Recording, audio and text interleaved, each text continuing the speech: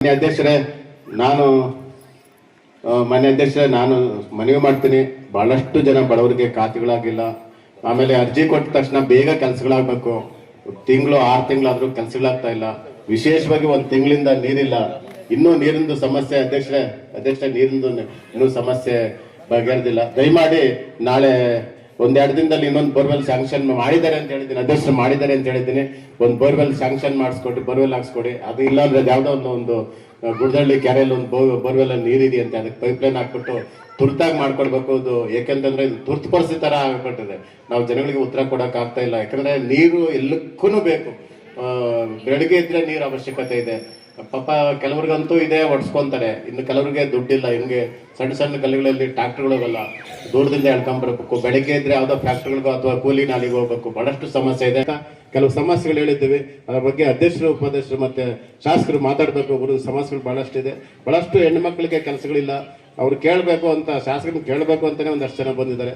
ತಾವೆಲ್ಲರೂ ಊರಿನ ಬಗ್ಗೆ ಸ್ವಲ್ಪ ವಿಶೇಷವಾಗಿ 85% SC/ST ಇದ್ದೀವಿ.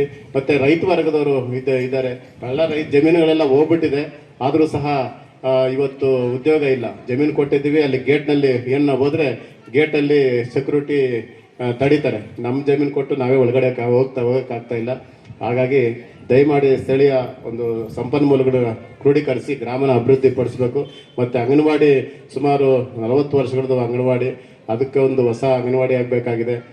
ಮತ್ತು ಸ್ಕೂಲು ಎಲ್ಲ ಇದ್ರೂ ಸ್ಕೂಲ್ ಪಕ್ಕದಲ್ಲಿ ನೀರು ಬಂದು ತುಂಬ್ತಾ ಇದೆ. ಅದನ್ನು ಸ್ವಲ್ಪ ಗಮನ ತಗೊಳ್ಬೇಕು ಮಾನ್ಯ ಶಾಸಕರು ಅಂತ ಹೇಳ್ತಾ, ವಿಶೇಷವಾಗಿ ತುಂಬ SC/ST ಅವರಿಗೆ ಮನೆಗಳು ಕೊಡುವಂಥದ್ದು. ಮತ್ತು ಈ ಖಾತೆಗಳಾಗಿಲ್ಲ. ಏನೋ ಲೋನ್ ಮಾಡಿ ತೊಗೊಳ್ಬೇಕು ಅಂತಂದರೆ ಈ ಖಾತೆ ಆಗ್ತಾ ಇಲ್ಲ. ತುರ್ತಾಗಿ ಆಗಬೇಕು. ಅದೊಂದು ಜನಾಂದೋಲನ ಮುಖಾಂತರ ಮಾಡಿದ್ರೆ ಮಾನ್ಯ ಅಧ್ಯಕ್ಷರಿಗೂ ಉಪಾಧ್ಯಕ್ಷರಿಗೂ ಇಡೀ ಕಮಿಟಿಗೆ ಹೆಸರು ಬರ್ತೈತೆ ಅಂತ ಹೇಳ್ತಾ, ಮುಖಾಂತರ ಹೆಚ್ಚು ಶ್ರಮ ವಹಿಸಿ ಇವತ್ತು ನಮ್ಮೆಲ್ಲರಿಗೂ ಇಡೀ ಪಟ್ಟಣ ಪಂಚಾಯತ್ಗೆ ಜನಮೆಚ್ಚಿದ ನಾಯಕರಾಗಿದ್ದಾರೆ. ನಾವು ಚುನಾವಣೆಯ ಸಂದರ್ಭದಲ್ಲಿ ಬಹಳಷ್ಟು ನಮ್ಮ ಅಭ್ಯರ್ಥಿಗೆ ಕೊಡೋದಕ್ಕೆ ಬಹಳಷ್ಟು ಒತ್ತಡ ಇತ್ತು. ಆದರೂ ನಮ್ಮ ಮನವಿಗೆ ಹೋಗೊಟ್ಟು ನಮಗೆ ವೇಣುಗೋಪಾಲ್ ಅವರಿಗೆ ಒಂದು ಸ್ಥಾನವನ್ನ ಕೊಟ್ಟರು. ಆ ಒಂದು ಸ್ಥಾನವನ್ನ ಉಳಿಸ್ಕೊಳ್ಬೇಕು ಅಂತ ಹೇಳಿದ್ರು. ಅದರಂತೆ ನಾವು ಉಳಿಸ್ಕೊಂಡಿದ್ವಿ. ಬಹಳಷ್ಟು ನಮಗೆ ಸವಾಲುಗಳಿದ್ವು. ಬಹಳಷ್ಟು ನಮ್ಮ ಪಕ್ಷದಲ್ಲಿ ಇದ್ದಂತಾರೆ ಸುಮಾರು 8-10 ಜನ ಮುಖಂಡಗಳು ವೇಣುಗೋಪಾಲ್ ಅವರಿಗೆ ವಿರುದ್ಧವಾಗಿ ಕೆಲಸ ಮಾಡಿದ್ರು. ಒಬ್ಬ ಅಭ್ಯರ್ಥಿನ ಹಾಕಿಸಿದ್ರು. ಅವರು ದೇವ್ರ ಮುಂದೆ ಪ್ರಮಾಣ ಮಾಡಿ ಯಾರು ಕೊಟ್ಟರು ಅವ್ರು ಕೆಲಸ ಮಾಡ್ತೀವಿ ಅಂತ ಹೇಳಿದ್ರು ಸಹ ವಿರುದ್ಧವಾಗಿ ಹಾಕಿ ಇವತ್ತು ಪರಾಭವಗೊಂಡು, ಇವತ್ತು ಸಹ ನಾವು ಆಯ್ತು ಗೆದ್ದಿದ್ದಾಯ್ತು ಎಲ್ಲ ಜೊತೆಲಿ ಇಟ್ಕೊಂಡು ಅವ್ರನ್ನೂ ನಾವೆಲ್ಲ ಒಟ್ಟಿಗೆ ಹೋಗೋಣ ಅಂತ ಮಾನ್ಯ ಶಾಸಕರಲ್ಲಿ ಮತ್ತೆ ನಮ್ಮ ಪ್ರೇಮ್ ಕುಮಾರ್ ಅವರಲ್ಲಿ, ಬುದ್ದಪ್ಪ ಅವರಲ್ಲಿ, ಕೃಷ್ಣಪ್ಪನವರಲ್ಲಿ ಎಲ್ಲರಿಗೂ ಹೇಳಿದ್ವಿ. ನಾವು ನಾರಾಯಣಸ್ವಾಮಿಯವರಿಗೆಲ್ಲ ಹೇಳಿದ್ವಿ. ನಾವೆಲ್ಲ ಒಂದೇ ಮನಸ್ಸಲ್ಲಿ ಒಟ್ಟಿಗೆ ಶಾಸಕರಿಗೆ ಕೈ ಬಲಪಡಿಸೋಣ, ಶಾಸಕರ ಜೊತೆ ಇರೋಣ, ಏನೋ ಅದೊಂದು ಕೆಟ್ಟ ಗಳಿಗೆ ಅಂತೇಳಿ ನಾನೇ ಸಹ ಇವ್ರಿಗೆ ಹೇಳಿದ್ದೆ. ಆಯ್ತಣ್ಣ ಎಲ್ಲ ಒಟ್ಟಿಗೆ ಹೋಗ್ರಿ ಅಂತ ಹೇಳಿದ್ರು ಶಾಸಕರು. ಆದ್ರೂ ಸಹ ಮೊನ್ನೆ ಧೀರಜ್ ಮುನ್ರಾಜ್ ಸರ್ ಅವರ ಜನ್ಮ ದಿನಾಚರಣೆ ದಿನ ಅವರು ಯಾವ ರೀತಿ ನಡ್ಕೊಂಡ್ರು, ಮತ್ತೆ ಅಧ್ಯಕ್ಷರ ಚುನಾವಣೆ ಆದ್ಮೇಲೆ ಯಾವ ರೀತಿ ನಡ್ಕೊಂಡ್ರು ಅಂತ ಅವ್ರಿಗೆ ಗೊತ್ತಿದೆ. ನಾನು ಅವ್ರನ್ನೆಲ್ಲ ಪ್ರಶ್ನೆ ಮಾಡಕ್ ಹೋಗೋದಿಲ್ಲ. ಆದ್ರೆ ಇವತ್ತು ಜನಗಳ ಆಶೀರ್ವಾದದಿಂದ ಮತ್ತೆ ವಿಶೇಷವಾಗಿ ಈ ಗ್ರಾಮದ ಅಭಿವೃದ್ಧಿಯನ್ನ ಕಂಡು ಮತ್ತೆ ಜನಗಳ ವಿಶ್ವಾಸ ಇಟ್ಕೊಂಡು ಇವತ್ತು ನಮ್ಮ ಬಿಜೆಪಿ ಪಕ್ಷವನ್ನ ವೇಣುಗೋಪಾಲ್ ಅವರನ್ನ ಗೆಲ್ಲಿಸಿದ್ದಾರೆ. ಅವರು ನಿರಂತರವಾಗಿ ಕೆಲಸ ಮಾಡ್ತಾರೆ. ವೇಣುಗೋಪಾಲ್ ಅವ್ರ ಮೇಲೆ ಇಲ್ಲ ಸಲ್ಲದ ಮಾತುಗಳನ್ನ ಆಡಿ ಅವ್ರಿಗೆ ಊರಲ್ಲಿಲ್ಲ, ಅವರು ಕೆಟ್ಟ ವ್ಯಕ್ತಿ, ರೌಡಿ, ಹಾಗೆ ಹೀಗೆ ಏನೇನೋ ಕತೆ ಕಟ್ಟಿ ಸುಮ್ಮನೆ ಸಮಸ್ಯೆ ತಂದಿಟ್ರು. ಆದ್ರೂ ಸಹ ನಾನು ಹೇಳಿದ್ದೆ, ಶಾಸಕರಿಗೆ ನಾನು ಮನವಿ ಮಾಡ್ಕೊಂಡಿದ್ದೆ, ಹುಡುಗ ಗೆಲ್ತಾನೆ, ಯಾರು ಹೇಳಿದ್ದನ್ನ ಕೇಳಬೇಡಿ ಅಂತ ಹೇಳಿದ್ದೆ. ನನ್ನ ಮಾತಿಗೆ, ಗ್ರಾಮಸ್ಥರ ಮಾತಿಗೆ ಬೆಲೆ ಕೊಟ್ಟವರು ಸೀಟ್ ಕೊಟ್ಟಿದ್ದಾರೆ. ಅದರಂತೆ ಊರಿನ ತಂದೆ ತಾಯಿಗಳು ನೀವು ಗೆಲ್ಸಿದ್ದೀರಾ, ಆ ಹುಡುಗ ಉತ್ತಮವಾದ ಕೆಲಸ ಮಾಡಲಿ ಅಂತೇಳಿ ನೀವೆಲ್ಲ ಆಯ್ಕೆ ಮಾಡಿದ್ದೀರಾ. ಮಾನ್ಯ ಶಾಸಕರಲ್ಲಿ ನಾನು ಮನವಿ ಮಾಡ್ಕೊಳ್ತೇನೆ. ಬಹಳ ಸಮಸ್ಯೆ ಇವತ್ತು ಕಳೆದ ಗೆದ್ದ ಮೇಲೆ ನಿರಂತರವಾಗಿ ನೀರಿನ ಸಮಸ್ಯೆ ಇದೆ.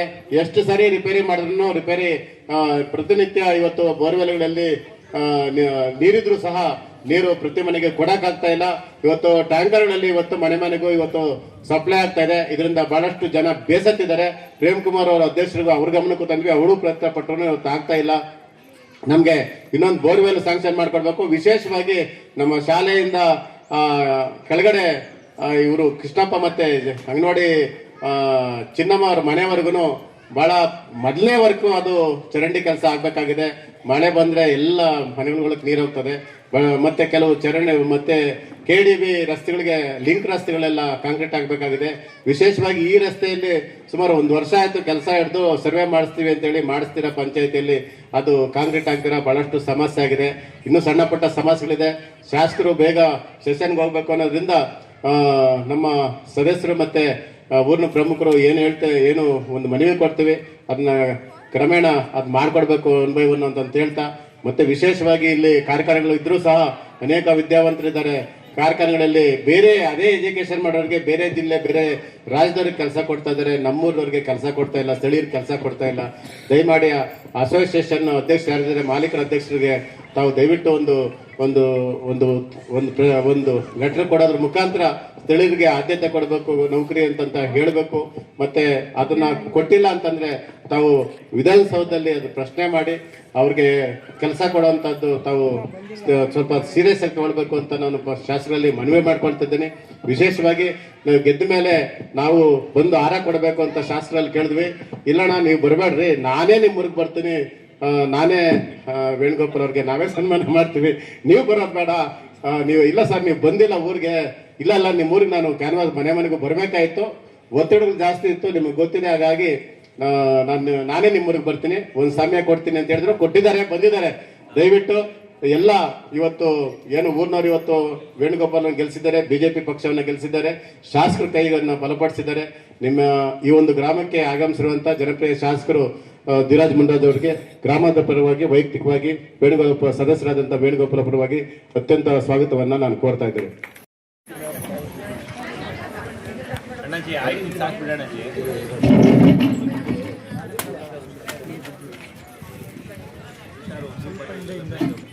ಮುನಿಯಪ್ಪ ಅವರು ಒಕ್ಕಲಿಗ ವಿರೋಧಿ ಅಂತೇಳಿ ಕೆಲವರು ಅಣೆಪಟ್ಟೆ ಕಟ್ಟಕ್ಕೆ ಹೋಗ್ತಾ ಇದ್ದಾರೆ. ಆಗಿದ್ದಿದ್ರೆ ಒಬ್ಬರಿಗೆ ಯಾರಿಗೂ ₹1 ದುಡ್ಡು ತಗೊಂಡು ಮೋಸ ಮಾಡಿಲ್ಲ, ಅಥವಾ ಯಾವುದೋ ಕೆಲಸ ಮಾಡಬೇಕಾದ್ರೆ ಲಂಚ ತಗೊಂಡಿಲ್ಲ, ನಮ್ಮ ಕೈಲ ಸಹಾಯ ಮಾಡಿದ್ದೇವೆ. ಯಾವುದೋ ರಸ್ತೆಗಳು ಊರಿನ ಉಪಯೋಗಕ್ಕಿದ್ದಾಗ ಸ್ವಲ್ಪ ಕಠಿಣವಾಗಿ ಮಾತಾಡಿದ್ದನ್ನು ಬಿಟ್ಟರೆ, ಊರಿಗೆ ರಸ್ತೆ ಬೇಕು ಅಂತ ರಸ್ತೆ ಅಗಲೀಕರಣ ಮಾಡುವಾಗ ಒಂದಷ್ಟು ಮಾತಾಡಿದ್ದನ್ನು ಬಿಟ್ಟರೆ ಬೇರೆ ಏನೂ ನಾವು ಮಾಡಿಲ್ಲ. ಯಾರ್ದು ದುಡ್ಡು ತಿಂದಿಲ್ಲ, ಯಾರು ಆಸ್ತಿ ತಿಂದಿಲ್ಲ, ಅಥವಾ ಯಾರ್ದು ಆಸ್ತಿ ಧಮಕಿ ಹಾಕಿ ಆಸ್ತಿ ಬರ್ಸ್ಕೊಂಡಿಲ್ಲ. ನಾವು ಒಳ್ಳೆ ಕೆಲಸ ಮಾಡಿದ್ವಿ, ಇಡೀ ತಾಲೂಕು ಗೊತ್ತು. ಹಾಗಾಗಿ ನಾನು ಒಬ್ಬ ಸಾಮಾನ್ಯ ಕ್ಷೇತ್ರದಿಂದ ತಾಲೂಕ್ ಪಂಚಾಯತಿ ಸದಸ್ಯನಾಗಬೇಕು ಅಂತಂದ್ರೆ ಅಷ್ಟೊಂದು ಸುಲಭ ಅಲ್ಲ, ಭಾಳ ಅಪರೂಪ. ಎಲ್ಲರ ಜನಮೆಚ್ಚುಗೆ ಇದ್ರೆ ಮಾತ್ರ ಗೆಲ್ಲಕ್ಕೆ ಸಾಧ್ಯ, ಒಳ್ಳೆನಿದ್ರೆ ಮಾತ್ರ. ಇಲ್ಲಾಂದ್ರೆ ನಾನು ಈ ತಾಲೂಕಲ್ಲಿ 2006ರಲ್ಲಿ ಒಕ್ಕಲಿಗರ ಚೌಟ್ರಿ ಆದಾಗ ಆಗಿನ ಅನೇಕ ಪ್ರಮುಖರು ದುಡ್ಡು ಕೊಟ್ಟಿರಲಿಲ್ಲ. ಆ ಚೌಟ್ರಿಗೆ ನಾನು ಆಗಿನ ಕಾಲಕ್ಕೆ ₹2 ಲಕ್ಷ ಚೌಟ್ರಿಗೆ ಕೊಟ್ಟೆ. ಆವತ್ತು ಈ ಊರಲ್ಲಿ 1 ಎಕರೆ ಜಮೀನು ₹3 ಲಕ್ಷ ಇತ್ತು. ಅದೇ ಜಮೀನು ಇವತ್ತು ಅರ್ಧ ಎಕರೆ ತಗೊಳ್ಬೇಕಂದ್ರೂ ₹1.5 ಲಕ್ಷ ಆಗ್ತಿತ್ತು. ಇವತ್ತು ಅರ್ಧ ಎಕರೆ ₹2.5 ಕೋಟಿ ಕೊಡಬೇಕು ಈ ಊರಲ್ಲಿ. ಅಂಥ ಸಂದರ್ಭದಲ್ಲಿ ನಾನು ಆ ಸಮಾಜಕ್ಕೆ ಚೌಟ್ರಿ ಆಗೋಕ್ಕೆ ನಾನು ಕೊಟ್ಟಿದ್ದೀನಿ. ಆಗ ಬಾಲಗಂಗಾಧರ ಸ್ವಾಮೀಜಿಗಳು ಒಕ್ಕಲಿಗರ ಸಂಸ್ಥಾನದ ಗುರುಗಳು ಅವರು, ಮತ್ತೆ ಆಗಿನ ಮುಖ್ಯಮಂತ್ರಿಗಳಾದಂಥ ಕುಮಾರಣ್ಣವರು, ಒಬ್ಬ ಬ್ಯಾಕ್ವರ್ಡ್ ಕ್ಲಾಸ್ ಅವನು, ಒಬ್ಬ ಶೆಡ್ಯೂಲ್ ಕ್ಯಾಸ್ಟ್ ಅವರು ನಮ್ಮ ಒಂದು ಚಿತ್ರಕ್ಕೆ ₹2 ಲಕ್ಷ ಕೊಟ್ಟಿದ್ದಾರೆ ಅಂದರೆ ಭಾಳ ಗ್ರೇಟ್ ಅಂತೇಳಿ ಸಾವಿರಾರು ಜನ, ಸುಮಾರು 4-5 ಸಾವಿರ ಜನ ತುಳುಕ್ತಾ ಇದ್ರು. ಅಂಥ ಒಂದು ವೇದಿಕೆಯಲ್ಲಿ ನನಗೆ ಕರೆದು ಸನ್ಮಾನ ಮಾಡಿದ್ರು. ಭಾಳಷ್ಟು ಒಳ್ಳೆ ಕೆಲಸ ಮಾಡಿದ್ರಿಂದ ಓಬ್ದರಳ್ಳಿ ಅಂದ ತಕ್ಷಣ ಮುನಿಯಪ್ಪ ಅಂದ ತಕ್ಷಣ, ಓಬ್ದರಳ್ಳಿ ಅಂದ ತಕ್ಷಣ ಮುನಿಯಪ್ಪರ ಅಂತಾರೆ. ನೀವು ಎಲ್ಲೋದ್ರೂ ಸರಿನೇ, ನಮ್ದು ಓಬ್ದರಳ್ಳಿ ಅಂದ್ರೆ ಮುನಿಯಪ್ಪರವರ ಅಂತಾರೆ. ಆ ಮುನಿಯಪ್ಪ ಆ ಓಬ್ದರಳ್ಳಿ ಮುನಿಯಪ್ಪ ಅಂತ ಯಾವುದೋ ಒಂದು ಹಳ್ಳಿಯಲ್ಲಿ, ಯಾವುದೋ ಒಂದು ಸಿಟಿಯಲ್ಲಿ ಯಾವುದೋ ಒಂದು ಕೆಲ್ಸಕ್ಕೆ ಹೋಗಿದ್ದಾರೆ ವ್ಯಕ್ತಿ, ಗೌರಿಬಿದನೂರ್ಗೇನು, ನಮ್ದು ಓಬ್ದರಳ್ಳಿ ಅಂತಂದ್ರೆ ಮುನಿಯಪ್ಪರ ಅಂತಂದ್ರೆ ಅವ್ರದ್ದೇನಲ್ಲ ಸಹ ಊರು ಅಂತ ಇವನ್ನ ವ್ಯಕ್ತಿ ಹೇಳಿದ್ದಾನೆ. ಅಂದ್ರೆ ನಾವು ಈ ಊರನ್ನ ಜಿಲ್ಲಾ ಮಟ್ಟಕ್ಕೆ, ರಾಜ್ಯ ಮಟ್ಟಕ್ಕೆ, ರಾಷ್ಟ್ರ ಮಟ್ಟಕ್ಕೆ ತಗೊಂಡೋಗುವಂತ ಕೆಲಸ ನಾನು ಮಾಡ್ತಾ ಇದ್ರೆ ನಮ್ಮ ಮೇಲೆ ಈ ರೀತಿಯಾದಂಥ ಏನು ಗೂಬೆ ಕುರಿಸಂತ ಕೆಲಸ, ಮತ್ತೆ ನಮ್ಮ ಅಭ್ಯರ್ಥಿ ಗೆಲ್ಲಬೇಕಾದ್ರೆ ಅದನ್ನ ಒಂದು ಕೆಟ್ಟ ಪ್ರಚಾರ ಮಾಡಿ, ನನ್ನ ಮೇಲೆ ಕೆಟ್ಟ ಪ್ರಚಾರ ಮಾಡಿ ಇವೆಲ್ಲ ತೊಂದರೆ ಕೊಟ್ಟರು. ಜನ ಇವತ್ತು ಯಾರು ಒಳ್ಳೆಯರು, ಯಾರು ಒಳ್ಳೆ ಕೆಲಸ ಮಾಡಿದ್ದಾರೆ, ಯಾರು ಮಾಡ್ತಾರೆ ಅನ್ನೋ ಒಂದು ಇದು ಮಾಡಿ ಇವತ್ತು ನಮ್ಮ ಮಾತಿಗೆ ಗೌರವ ಕೊಟ್ಟು ಇವತ್ತು ನಮ್ಮ ಅಭ್ಯರ್ಥಿನ ಗೆಲ್ಲಿಸಿದ್ದಾರೆ. ಹಾಗಾಗಿ ಯಾರಾದರೂ ನಮ್ಮ ಬಗ್ಗೆ ಈ ಥರ ಏನಾದರೂ ಮಾತಾಡ್ಕೊಂಡ್ರೆ ಅದು ಅವ್ರಿಗೆ ಒಳ್ಳೇದಾಗೋದಿಲ್ಲ. ಏನಾದರೂ ನಾನು ಇಷ್ಟೆಲ್ಲ ಆದ್ರೂ ಎಲ್ಲ ಜೊತೆಗೆ ಹೋಗೋಣ ಅಂತಂಬದ್ರಾಗ ಹೋಗೋಣ ಅಂತ ನಾನು ಪ್ರೇಮ್ ಕುಮಾರ್ ಅಲ್ಲಿ ಅವ್ರು ಕೇಳಿದ್ದೆ. ಅವರು ಹತ್ರಕ್ಕೆ ಬರ್ತಾ ಇಲ್ಲ, ಸುಮ್ಮನೆ ಇವತ್ತು ಕೆಟ್ಟದಾಗಿ ಇವತ್ತು ಪ್ರಚಾರ ಮಾಡ್ತಾರೆ. ಮಾನ್ಯ ಅಧ್ಯಕ್ಷರು ಮತ್ತೆ ಕೃಷ್ಣಪ್ಪಣ್ಣ ಕೇಳ್ತೀನಿ, ನಾನು ಯಾರ ವಿರುದ್ಧವಾಗೂ ಹೋಗಿಲ್ಲ, ಯಾರ ಮೇಲೆ ಒಂದು ಕೇಸ್ ಹಾಕ್ಸಿಲ್ಲ, ಯಾರಿಗೂ ತೊಂದರೆ ಕೊಟ್ಟಿಲ್ಲ. ದಯಮಾಡಿ ಯಾರು ನಮ್ಮ ಪಕ್ಷದ ವಿರುದ್ಧ ಕೆಲಸ ಮಾಡಿದ್ದಾರೆ ಅವ್ರನ್ನ ದಯವಿಟ್ಟು ಯಾವುದೇ ಕಾರಣಕ್ಕೆ ಮನ್ನಣೆ ಕೊಡಬೇಡಿ. ನಮಗೆ ಅಗೌರವ ತೋರಿಸ್ದಂಗೆ ನೀವು ಮನ್ನಣೆ ಕೊಟ್ರೆ ಏನು, ನಮ್ಮ ಸದಸ್ಯರು ವೇಣುಗೋಪಾಲ್ ಇದ್ದಾರೆ, ಏನೇ ಆಗ್ಬೇಕಾದ್ರೂ ಸದಸ್ಯರ ಮುಖಾಂತರ ಆಗ್ಬೇಕು. ನಾವು ಕೆಲವು ವಿಚಾರಗಳು ನಾವು ಹೇಳ್ತೀವಿ, ಅದರಂತೆ ಮಾಡಿ. ಅವ್ರ ಕೆಲಸ ಮಾಡಬೇಡಿ ಅಂತ ಹೇಳ್ತಾ ಇಲ್ಲ, ಪಕ್ಷದ ಹಿತದೃಷ್ಟಿಯಿಂದ ಪಕ್ಷದ ಜೊತೆ ಇರ್ಬೇಕು. ಅವರು ಇಲ್ಲದೆ ನಮ್ಮನ್ನ ಸುಮ್ಮನೆ ನಮ್ಮ ಸದಸ್ಯರನ್ನ ಫೋಟೋ ಇಲ್ದಿರ ಸೋಷಿಯಲ್ ಮೀಡಿಯಾದಲ್ಲಿ ಅವ್ರ ಫೋಟೋ ನನ್ನ ಮೇಲೆ ಕೋಪ ಇದ್ರೆ ನನ್ನ ಫೋಟೋ ಹಾಕೋದು ಬೇಡ. ನಮ್ಮ ಸದಸ್ಯರು ಏನ್ ಮಾಡಿದ್ರು ಸೋಷಿಯಲ್ ಮೀಡಿಯಾದಲ್ಲಿ, ಅವ್ರ ಫೋಟೋ ಹಾಕ್ದಿರ ಅವರು ಶಾಸಕರಿಗೆ ಜನ್ಮದಿನಾಚರಣೆಯ ಶುಭಾಶಯಗಳನ್ನ ಕೋರ್ತಾರೆ. ಈ ತರ ಸಾಮಾಜಿಕ ಜಾಲತಾಣದಲ್ಲಿ ಇವತ್ತು ಅವಮಾನ ಮಾಡೋದಾದ್ರೆ ಏನಿದೆ ಅರ್ಥ? ನಾವೆಲ್ಲ ಒಟ್ಟಿಗೆ ಎಲ್ಲಾರು ಒಟ್ಟಿಗೆ ಹೋಗೋಣ, ಎಲ್ಲ ತಗೊಂಡು ಹೋಗೋಣ ಅಂತಂದ್ರೆ ಅವರು ಒದೇ ಕೆಲಸ ಮಾಡಿದ್ರೆ ನಾವೇನ್ ಮಾಡೋಣ? ಇವತ್ತು ಯಾರನ್ನ ಆಗ್ಲಿ, ನನ್ನಿಂದ ಯಾರು ತೊಂದರೆ ಆಗಿದೆ ಓಪನ್ ಆಗಿ ಹೇಳಿ, ಯಾರೇ ಬಂದು ಹೇಳಿ. ಇಷ್ಟು ಜನ ಇದ್ದೀರಾ, ನನ್ನ ವಿರುದ್ಧವಾಗಿ ನಾ ಎದುರು ಹೇಳೋದು ಬೇಡ, ಹುಟ್ಟಾಗಾದ್ರೂ ವೈಯಕ್ತಿಕವಾಗಿ ಹೋಗಿ ಹೇಳಿ. ಊರಿಗೆ ಒಳ್ಳೆ ಕೆಲಸ ಮಾಡಿದ್ವಿ, ಊರಿಗೆ ರಸ್ತೆಗಳು ಮಾಡೋವಾಗ ಅಕ್ಕಪಕ್ಕ ಸ್ವಲ್ಪ ಒಂದಡಿ ಎರಡಡಿ ಒತ್ತುವರಿ ಮಾಡುವಾಗ ಬಿಡ್ರಿ ಅಂತ ಕೇಳ್ಕೊಂಡು ಸ್ವಲ್ಪ ದಬಾಯಿಸಿ ಕೆಲಸ ಮಾಡಿಸಿದ್ವಿ. ಬಿಟ್ರೆ ಒಂದೇ ಒಂದು ಕೆಟ್ಟ ಶಬ್ದ ಇದುವರೆಗೂ ಒಬ್ಬರನ್ನ ನಾನು ಅಂದಿಲ್ಲ. ನಮ್ಮ ಬಗ್ಗೆನೆ ಬಹಳ ಕೆಟ್ಟದಾಗ ಮಾತಾಡಿದ್ರು ಸಹ ಅವ್ರಂದವ್ರು ಅವ್ರು ದೊಡ್ಡರಾಗ್ಲಿ ಅಂತ ಹೋಗಿದ್ವಿ. ಬಿಟ್ರೆ ಯಾವತ್ತೂ ನಾನು ಅವ್ರ ಮೇಲೆ ಹೋಗಿಲ್ಲ. ಬಹಳಷ್ಟು ಜನಕ್ಕೆ ಗೊತ್ತಿದೆ, ನಾವೇ ತಲೆ ಬಗ್ಸ್ಕೊಂಡು ಹೋಗಿದ್ದೀವಿ. ಎಂತೆಂಥ ಕೆಳಮಟ್ಟದ ಭಾಷೆಗಳು ಉಪಯೋಗಿಸಿದ್ದಾರೆ ಅಂತ ನಮಗೆ ಗೊತ್ತಿದೆ, ಆದ್ರೂ ನಾವು ಮಾತಾಡಿಲ್ಲ. ಹಾಗಾಗಿ ಮುನಿಯಪ್ಪ ಅವರು ಒಳ್ಳೆಯನು ಅನ್ನೋ ದೃಷ್ಟಿಯಿಂದ ಇವತ್ತು ನಮ್ಮ ಅಭ್ಯರ್ಥಿನ ಗೆಲ್ಸ್ಕೊಟ್ಟಿದ್ದೀರಿ. ನಿಮ್ಮೆಲ್ಲರಿಗೂ ನಾನು ನಮಸ್ಕಾರಗಳನ್ನ ತಿಳಿಸ್ತಾ, ಯಾರಾದರೂ ಇನ್ನು ಮುಂದೆ ನಾನು ಇವತ್ತು ಈ ವೇದಿಕೆ ಮುಖಾಂತರ ಹೇಳ್ತೀನಿ, ನಾನು ಎಲ್ಲಕ್ಕೂ ತಲೆ ಭೂಮಿವರೆಗೂ ನಾವು ತಲೆ ತಗ್ಗಿಸ್ತೀವಿ, ಅದರೊಳಗೆ ತಗ್ಸಕ್ಕಾಗಲ್ಲ. ನಾವು ಎಲ್ಲ ರೀತಿಯಲ್ಲೂ ಕಾಂಪ್ರಮೈಸ್ ಆಗ್ತೀವಿ. ನಾವೇ ಆಯ್ತು, ನಮ್ದೇನಾದ್ರೂ ತಪ್ಪಿದ್ರೆ ನಮ್ದೇ ಕ್ಷಮಿಸಿ ಅಂತ, ನಮ್ಮನ್ನು ಕ್ಷಮಿಸಿ ಅಂತಲೂ ಕೇಳ್ಕೊಂಡಿದ್ದೀವಿ ವೇಣುಗೋಪಾಲ್ ವಿಚಾರದಲ್ಲಿ. ಅದಕ್ಕೂ ಮನ್ನಣೆ ಕೊಟ್ಟಿಲ್ಲ. ಪಕ್ಷದ ವಿರುದ್ಧವಾಗಿ ಕೆಲಸ ಮಾಡಿದರೆ ಯಾವುದೇ ಕಾರಣಕ್ಕೂ ನಾವು ಕ್ಷಮಿಸೋ ಪ್ರಶ್ನೆನೇ ಇಲ್ಲ. ಏನಾದ್ರೂ ಇನ್ನು ಮುಂದೆ ಏನಾದ್ರೂ ಚಾಲೆಂಜ್ ಮಾಡೋದು ಇನ್ನೊಂದು ಮತ್ತೊಂದಾದ್ರೆ ಆ ಚಾಲೆಂಜ್ಗೆ ನಾವು ಏನು ಚಾಲೆಂಜ್ ಮಾಡಬೇಕು, ಒಳ್ಳೆ ರೀತಿಯಲ್ಲಿ ನಾವು ಏನು ಅವರಿಗೆ ಉತ್ತರ ಕೊಡಬೇಕು ಕೊಡ್ತೀವಿ. ನಾನು ಇವತ್ತು ಈ ವೇದಿಕೆ ಮುಖಾಂತರ ನಾನು ಸಂದೇಶ ಕೊಡ್ತೀನಿ, ಎಲ್ಲರೂ ಒಟ್ಟಿಗೆ ಹೋಗೋಣ.